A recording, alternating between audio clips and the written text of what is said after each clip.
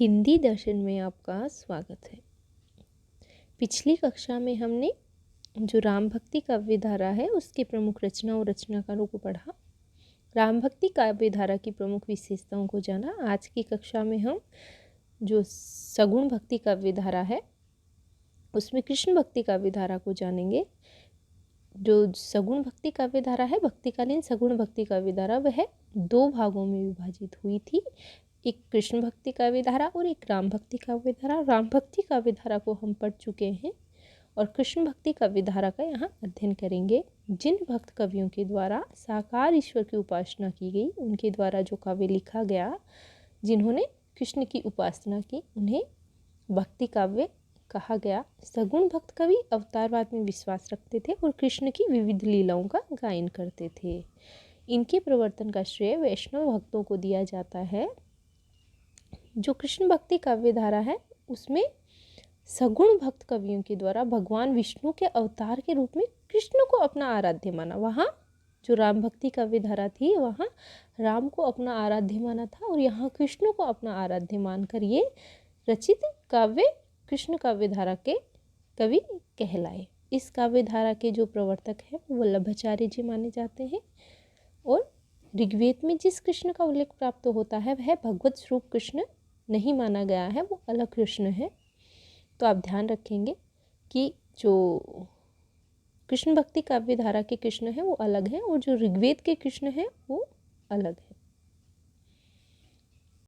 तो राम भक्ति काव्य धारा को हम पढ़ चुके हैं और कृष्ण भक्ति काव्य धारा हम पढ़ने वाले हैं। तो इनका जो सामान्य अंतर है वो हम पहले जान लेते हैं कि जो कृष्ण भक्ति काव्य धारा है उसका जो साहित्य है वह अधिकतर ब्रजभाषा में लिखा गया और राम भक्ति का जो साहित्य है वह मूलतः अवधी भाषा में लिखा गया है, केवल तुलसीदास जी के कुछ रचनाओं को छोड़कर। कृष्ण भक्ति साहित्य लोक रंजनकारी है, जबकि तुलसी के राम भक्ति साहित्य में लोग मंगलकारी भावना अभिव्यक्त करते हैं। अर्थात यहाँ लोक रंजनकारी है कृष्ण भक्ति साहित्य, अर्थात लीलाओं का वर्णन यहाँ किया गया है। लेकिन जो तुलसी के जो राम है वह लोक मंगलकारी है। कृष्ण भक्ति साहित्य मुक्तक शैली को लेकर चलता है, सूरसागर मुक्तक काव्य है, जबकि राम भक्ति साहित्य में मुख्यतः प्रबंध शैली को अपनाया गया है।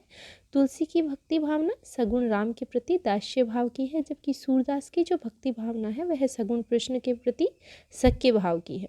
तो हम क्या कहेंगे कि तुलसीदास जी की जो राम है उनकी भक्ति वो दास्य रूप में करते हैं और सूरदास जी कृष्ण की जो भक्ति करते हैं वो सख्य रूप में करते हैं। सूरदास जी सिद्धावस्था के कवि हैं, जबकि जो तुलसीदास जी हैं वह साधनावस्था के कवि हैं। अब हम देखते हैं कृष्ण भक्ति काव्य धारा की प्रमुख बातें जो यहाँ दी हुई हैं। भारतीय परंपरा में राम और कृष्ण दो विशिष्ट चरित्र हुए हैं। राम और कृष्ण, ये राम काव्य धारा के और ये कृष्ण काव्य धारा के प्रमुख जो भक्ति के आधार स्रोत हैं वो माने गए हैं। जिसने संपूर्ण रचनाशीलता को गहरे स्तर पर प्रभावित किया है, उन्हें विष्णु के अवतार के रूप में देखा गया है और भारतीय समाज में उन्हें व्यापक स्वीकृति मिली है। जो राम काव्य धारा के लोग हैं वो विष्णु के अवतार के रूप में तुलसीदास जी और अन्य राम भक्त कवि हैं वो राम को अपना अवतारी ब्रह्म मानते हैं और जो कृष्ण भक्ति काव्य धारा के लोग हैं वो कृष्ण को अपना अवतारी मानते हैं। प्रायः माना जाता है कि राम त्रेता के अवतार हैं और कृष्ण द्वापर के। पर विचारणीय तथ्य यह है कि कृष्ण के व्यक्तित्व का विकास कुछ चरणों में हुआ है और मध्यकाल तक आते आते उनमें इतिहास के साथ साथ गाथा का ऐसा संयोजन हो चुका था कि उन्हें 16 कला अवतार कहा गया। भारतीय रचनाशीलता ने कृष्ण के बाल रूप से लेकर महाभारत तक के उनके व्यक्तित्व का उपयोग किया और वे ऐसे चरित्र हैं जो केवल साहित्य तक सीमित नहीं हैं। नृत्य, संगीत, चित्र, मूर्ति, लोक समग्र रचना संसार में उनकी उल्लेखनीय उपस्थिति है।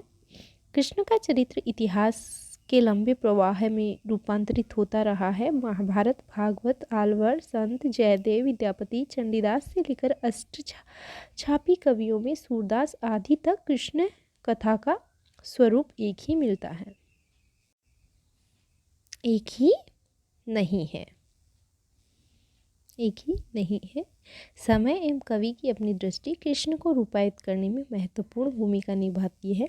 इससे कृष्ण का बहुरंगी व्यक्तित्व निर्मित हुआ है। मूलतः कृष्ण भक्ति काव्यधारा नारायण को नर की भूमिका में प्रस्तुत करता है और देवों के मानुषीकरण की प्रक्रिया को गति देता है। भागवत को भक्ति का प्रस्थान ग्रंथ स्वीकार किया जाता है, जहाँ कृष्ण लीला के उद्देश्य मौजूद हैं। राधा की अनुपस्थिति अवश्य आश्चर्य में डालती है। लगभग इसी समय 6वीं-9वीं शताब्दी के बीच तमिल आल्वर संतों के पदों का संकलन दिव्य प्रबंध है, जहाँ कृष्ण भक्ति को पूरी रागमयता से प्रस्तुत किया गया है। आल्वार संतों की भक्ति भावना में है, पर भागवत को कृष्ण के अवतारी रूप का बराबर ध्यान है और उनमें ईश्वर के संकेत निरंतर मौजूद हैं। ऐसा प्रतीत होता है कि इन दोनों रूपों के संयोजन से प्रवृत्ति कृष्ण भक्ति विकसित हुए है। एक और कृष्ण का मानव रूप है तो उनकी लीलाओं के माध्यम से व्यक्त हुआ है, और दूसरी ओर उनके देवत्व के संकेत भी मिले हैं, अर्थात कृष्ण के भी दोनों रूप मिले हैं। आगे चलकर वैष्णवाचार्यों रामानुज, मध्य, निम्बार्क, विष्णु स्वामी ने भक्ति का प्रवृत्ति मार्गदर्शन निर्मित किया एवं भक्ति के द्वारा सभी जातियों के द्वार खोल दिए। इससे कृष्ण के चरित्र को व्यापकता व लोकप्रियता मिली। कृष्ण भक्ति काव्य को दार्शनिक धरातल पर स्थापित करने के लिए निम्बार्क और वल्लभाचार्य जी का उल्लेख विशेष रूप से मिलता है। तो हम पहले देखते हैं निम्बार्काचार्य जी को, जो 12वीं से 13वीं शताब्दी में माने जाते हैं। निम्बार्क देव कृष्ण के अथवा वासुदेव को सर्वोपरि परम ब्रह्म मानते हैं, सत्य, चित्त और आनंद से संपन्न। जो राधा भागवत में अनुपस्थित है वह निम्बार्क में महत्वपूर्ण स्थान पर है। इससे कृष्ण भक्ति काव्य को कई नई गतिशीलता प्राप्त होती है। निम्बार्काचार्य जी से संबंधित कई प्रश्न हमें प्रतियोगी परीक्षाओं में देखने को मिलते हैं, चाहे वह राजस्थान जीके का पेपर हो, चाहे आपका हिंदी साहित्य का पेपर हो। राजस्थान में निम्बार्क संप्रदाय की प्रमुख पीठ है सलीमाबाद, अजमेर में आचार्य परशुराम द्वारा इसकी स्थापना की गई, और इस संप्रदाय के प्रचार प्रसार का श्रेय भी परशुराम जी को ही दिया जाता है। कुछ इतिहासकार निम्बार्काचार्य जी को भगवान कृष्ण के सुदर्शन चक्र का अवतार मानते हैं। तो ये तथ्य आप ध्यान में रखेंगे कि सलीमाबाद अजमेर में परशुराम द्वारा स्थापित इनकी प्रमुख पीठ है, और इसके जो प्रचार प्रसार का श्रेय भी परशुराम जी को जाता है, और निम्बार्काचार्य जी को भगवान कृष्ण के सुदर्शन चक्र का अवतार मानते हैं। इस संप्रदाय के अंतर्गत राधा एवं कृष्ण के युगल रूप की उपासना की जाती है। इस रूप में राधा को कृष्ण के बाईं ओर, वामांग यानी बाईं ओर में दिखाया गया है। इसके और कई कवि हुए हैं, जिसमें श्री कृष्ण भट्ट, हरिव्यास देव, परशुराम आदि कवियों के नाम, आदि प्रसिद्ध कवियों के नाम उल्लेखनीय हैं। तो आप ध्यान में रखेंगे कि इस संप्रदाय के जो लोग हैं वो राधा कृष्ण की युगल रूप की उपासना करते हैं। पूछा जा सकता है कि राधा कृष्ण की युगल रूप की उपासना किस संप्रदाय के लोग करते हैं, तो निम्बार्क संप्रदाय के लोग करते हैं। निम्बार्क संप्रदाय में यद्यपि प्रपत्ति अथवा शरणागति का भाव रामानुजाचार्य से साम्य रखता है, पर यहाँ आग्रह प्रेम भाव पर है। जिस राधा के लिए प्रायः ब्रह्मावैवर्त पुराण को आरंभिक प्रस्थान के रूप में स्वीकार किया गया है, वह निम्बार्क संप्रदाय में विशिष्ट स्थान पर है। कृष्ण यदि सर्वेश्वर हैं तो राधा सर्वेश्वरी, और इस प्रकार दोनों की समान स्थिति है। इसीलिए यहाँ युगल रूप की उपासना की गई है, और वामांग भाग में अर्थात बाईं ओर राधा को कृष्ण के किस ओर बिठाया गया है, बाईं ओर बिठाया गया है। यहाँ राधा कृष्ण की युगल मूर्ति की स्वीकृति है। इससे कृष्ण भक्ति काव्य की लीला प्रसंग को नई भंगिमा प्राप्त हुई है। प्राय कहा जाता है कि कृष्ण भक्ति काव्य को नई दिशाओं की ओर अग्रसर करने का श्रेय वल्लभाचार्य जी को जाता है। वल्लभाचार्य जी कौन थे? ये 15वीं-16वीं शताब्दी में हुए थे। वल्लभाचार्य जी ने शुद्धाद्वैत या पुष्टि मार्ग एक दार्शनिक पद दिया। इन्होंने वल्लभ संप्रदाय की स्थापना की, जिसे रुद्र संप्रदाय भी कहते हैं। इनके गुरु का नाम विष्णु स्वामी था। वल्लभाचार्य जी ने 2 प्रकार की भक्ति पद्धतियों का विवेचन किया है, एक मर्यादा भक्ति का और दूसरी पुष्टि भक्ति का। 4 हम अष्टछाप 8 कवियों का जब अध्ययन करते हैं तो 4 हम वल्लभाचार्य जी के शिष्यों का अध्ययन करते हैं, और 4 हम विट्ठलनाथ जी के शिष्यों का वर्णन करते हैं। वल्लभाचार्य जी के जो 4 शिष्य हैं उनमें सूरदास, कुंभदास, कृष्णदास और परमानंद दास का नाम आता है। और विट्ठलनाथ जी के जो 4 शिष्य हैं उनमें गोविंद स्वामी, चतुर्भुजदास, नंददास और चित्त स्वामी का नाम प्रमुख आता है। तो आप ध्यान रखेंगे वल्लभाचार्य जी ने किसका प्रवर्तन किया, कौन सा दार्शनिक मत इन्होंने दिया था, जो परीक्षा में बार बार पूछा जाता है कि इन्होंने शुद्धाद्वैत या पुष्टि मार्ग का दार्शनिक मत दिया और वल्लभ संप्रदाय के प्रवर्तक रहे हैं। इन्होंने मर्यादा भक्ति और पुष्टि भक्ति 2 भक्ति पद्धतियों का विवेचन किया है वल्लभाचार्य जी ने। हमारे यहाँ राजस्थान में इसकी जो प्रमुख पीठ है वह नाथद्वारा में है, सिहाड़ में इस संप्रदाय की प्रमुख पीठ।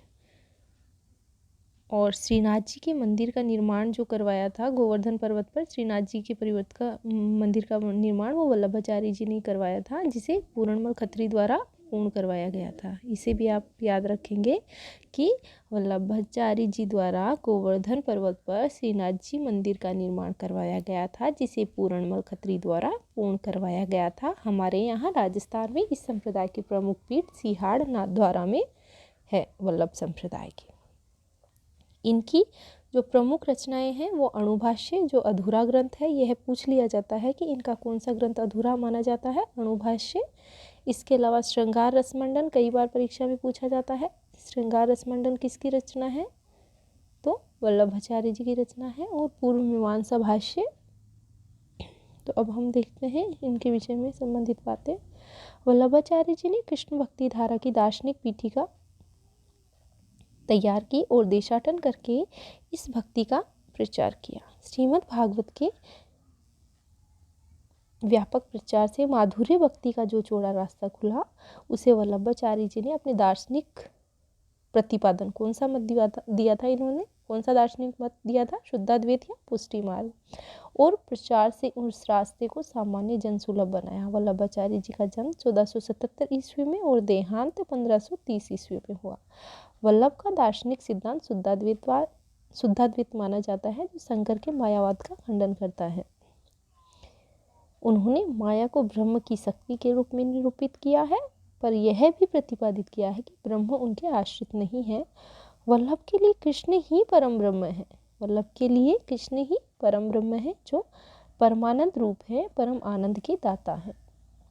कल्पना की गई कि ब्रह्म कृष्ण का जो अविकृत रूप है वह हर स्थिति में बना रहता है, वह शुद्ध अद्वैत है। रमण की इच्छा से वे नर रूप ग्रहण करते हैं, जहाँ मुख्य आशय जीव के सुख और कल्याण है। इस प्रकार वल्लभ का भक्ति चिंतन जीव के मध्य एक घनिष्ठ संबंध स्थापित करता है, जहाँ ब्रह्म लीला भूमि में संचरित होकर भी शुद्ध है और जीव उनके तदाकार होकर आनंद की उपलब्धि करता है। दर्शन में जो शुद्धाद्वैतवाद है वह व्यवहार अथवा साधना पक्ष में पुष्टि मार्ग कहा गया है। अभी हमने आपको बताया कि इनका जो दार्शनिक मत है वह कौन सा था, शुद्धाद्वैत या पुष्टि मार्ग। तो हम क्या कहेंगे, दर्शन में जिसे शुद्धाद्वैतवाद कहते हैं या शुद्धाद्वैत कहते हैं, उसे व्यवहार या साधना पक्ष में पुष्टि मार्ग कह देते हैं। बात एक ही है, इस वजह से इनके दार्शनिक मत को शुद्धाद्वैत या पुष्टि मार्ग दोनों ही कहा जाता है। पुष्टि का अर्थ होता है ईश्वर के अनुग्रह, प्रसाद, अनुकंपा तथा कृपा से पुष्ट होने वाली भक्ति। यहाँ ईश्वर की कृपा ही प्राप्य है, वही परम सुख और परम आनंद है। कृष्ण भक्ति में गोपिकाएं मोक्ष की कामना नहीं करती हैं, कृष्ण का दर्शन ही उनकी लालसा है, वही उनका सुख है। कृष्ण के प्रति निश्चल भाव से संपूर्ण समर्पण पुष्टि मार्ग का आग्रह करता है। इस प्रकार वल्लभाचार्य जी रामानुज की शास्त्रीय प्रपत्ति और शरणागति भाव को एक नई दीप्ति प्रदान करते हैं। उन्होंने राधा की कल्पना कृष्ण की परम आह्लादिनी शक्ति के रूप में की है। कृष्ण भक्ति काव्य मध्यकालीन सामंती समाज की उपज है, पर उसका वैशिष्ट्य यह है कि वह उसे संवेदना की धरातल पर ललकारता भी है। सामंती देहवाद के स्थान पर वह प्रेम में राग भाव को स्वीकृति देता है, जिसका पर्यवसान भक्ति में होता है। जिस गोकुल वृंदावन में कृष्ण लीला का सर्वोत्तम रचाया गया है, कृष्ण लीला का सर्वोत्तम रचाया गया वह बैंकुट समान है। कृष्ण जीव के सुख के लिए अवतरित होते हैं और निर्विकार हैं। बाल लीलाओं के माध्यम से कृष्ण का निर्मल रूप उभरता है और गोवर्धन लीला जैसे प्रसंगों से कृष्ण के व्यक्तित्व का लोक पक्ष रूप स्थापित होता है, क्योंकि वे इंद्र को चुनौती देते हैं। कृष्ण का व्यक्तित्व खुली भूमि पर है, जिसमें प्रकृति की भी भूमिका है। यहाँ यथार्थ लोक संस्कृति के माध्यम से आया है, इसलिए उसे पहचानना कठिन है। कृष्ण भक्ति काव्य शास्त्र के स्थान पर लोक का वर्णन करता है और कर्मकांड आदि की यहाँ कोई अनिवार्यता नहीं है। उपास्य उपासक के मध्य सीधा संवाद इसकी विशेषता है। कृष्ण की जो लोक छवि लीलाओं के माध्यम से उभरती है वही उसे पूज्य बनाती है। इसलिए कवियों का आग्रह सगुण भक्ति पर है, जिसका आधार कृष्ण की विभिन्न लीलाएं हैं, बाल लीला, माखन लीला, वृंदावन विहार, रास आदि। भ्रमर गीत प्रसंग में गोपिकाएं उद्धव द्वारा प्रतिपादित निर्गुण को अस्वीकार कर देती हैं। वो निर्गुण का खंडन करती है, कहती हैं निर्गुण कौन देश को वासी, और उपालंब देती हैं, व्यंग्य करती हैं और उद्धव जी को पछाड़ देती हैं। एक जगह और कहती हैं कि आयो बड़ो घूच व्यापारी, लाद के गुण ज्ञान जोग की ब्रज में लाए उतारी। तुम ये गठरी योग की ज्ञान की जो गठरी लेकर के यहाँ उतार रहे हो, इसे हम नहीं जानती हैं, इसे हम नहीं खरीदने वाली हैं। तो भ्रमर गीत की बात यहाँ की गई है कि इन्होंने निर्गुण को अस्वीकार किया है। मर्यादा के स्थान पर यहाँ रागात्मकता का आग्रह किया गया है। कृष्ण भक्ति काव्य में अष्टछाप का विशेष उल्लेख किया गया है। अब हम देखते हैं अष्टछाप कवियों के संदर्भ में। यहाँ से प्रश्न लगभग परीक्षाओं में पूछा जाता है। या तो आपसे पूछ लिया जाएगा कि अष्टछाप के प्रमुख कवि कौन कौन से हैं, और इनमें वल्लभाचार्य जी के 4 शिष्य कौन से हैं, और विट्ठलनाथ जी के 4 शिष्य कौन से हैं। अष्टछाप की स्थापना कब की गई? 1565 ईस्वी में अष्टछाप की स्थापना होती है, और किसके द्वारा की जाती है? विट्ठलनाथ जी द्वारा इसकी स्थापना की गई है। इन 8 भक्त कवियों में 4 वल्लभाचार्य जी के और 4 गोस्वामी विट्ठलनाथ जी के शिष्य हैं। तो इन 8 अष्टछाप कवियों को आप क्रम से भी याद रखेंगे और अलग अलग 4-4 कवियों को भी याद रखेंगे। कैसे याद रखेंगे? वल्लभाचार्य जी की जो 4 शिष्य हैं उनकी ट्रिक है कुसुपोक्र। ये है वल्लभ के 4 शिष्य, जिनमें कु यानी कुंभनदास, सु यानी सूरदास, प यानी परमानंद दास और क्र यानी कृष्णदास। ये हैं वल्लभाचार्य जी के शिष्य। और 4 शिष्य हैं विट्ठलनाथ जी के, जिनको कैसे याद रखेंगे? गोछी चंद अर्थात गोविंद स्वामी, चित्त स्वामी, चतुर्भुज दास और नंददास। और यही इनका क्रम भी है, कुसुप क्र और गोछी चंद, ये इनका क्रम भी है। इनके जन्म के अनुसार आप मिलाकर देख सकते हैं। तो सबसे पहले कुंभनदास जी आएंगे, उसके बाद सूरदास जी, फिर परमानंद दास जी, फिर कृष्णदास जी, फिर गोविंद स्वामी, फिर चित्त स्वामी, फिर चतुर्भुज दास और फिर नंददास। तो कुसुपक्र, गोचीचंद, ये 8 अष्टछाप कवि हैं, जिनके क्रम के अनुसार ट्रिक है, जिसे आप अच्छे से याद रखेंगे, क्योंकि बार बार परीक्षा में यहाँ से प्रश्न पूछा जाता है। तो आप कंफ्यूज ना होकर के इसे याद रखेंगे। वल्लभाचार्य जी के 4 शिष्य और विट्ठलनाथ जी के 4 शिष्य। तो आइए देखते हैं। वल्लभाचार्य जी ने विशिष्ट द्वैतवादी पुष्टि मार्ग की स्थापना की। आगे चलकर उनके पुत्र विट्ठलनाथ जी ने अष्टछाप कवियों की परिकल्पना की। तो अष्टछाप कवियों की परिकल्पना किसने की?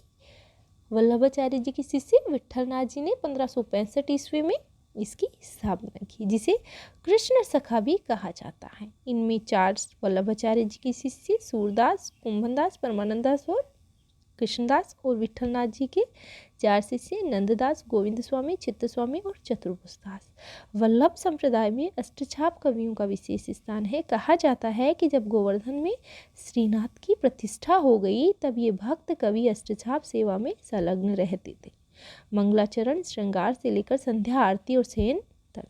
अष्टछाप के कवियों में सूरदास सर्वोपरि हैं, जिन्हें भक्ति काव्य में तुलसी के समकक्ष रखा जाता है। अष्टछाप में सूरदास जी हैं, वह सर्वोपरि अष्टछाप कवि माने जाते हैं। लेकिन जो कुंभनदास जी हैं, वे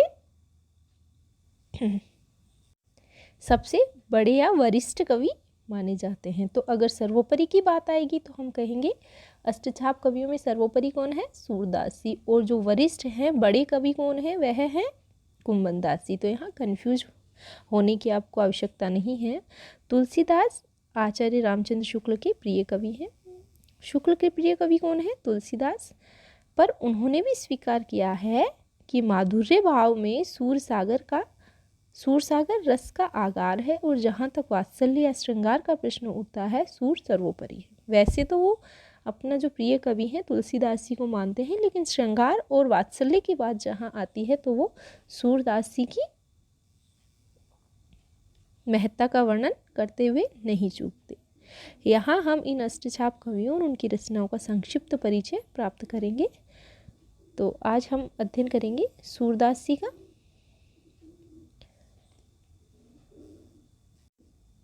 सूरदास जी का अध्ययन हम अगली कक्षा में करेंगे, क्योंकि वीडियो बहुत लंबा हो जाएगा। तो आज के लिए इतना ही। धन्यवाद।